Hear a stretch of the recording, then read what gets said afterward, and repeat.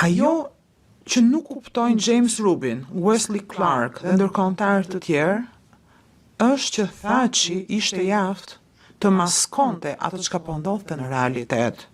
Dhe kjo ndikoi në botkuptimin e tyre për të kuptuar vërtet se si funksionon TUÇK-ja. Veçanërisht të Rubin dhe Clark treguan që nuk kishin kurrfarë interesi për të kuptuar çfarë ndodhte në realitet.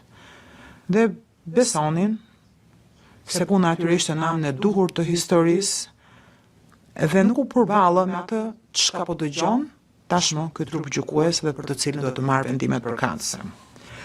Vendimet e tyre në fakt nuk ishin as në përputhje me standardet ligjore ndërkombëtare sa i takon kontrollit efektiv.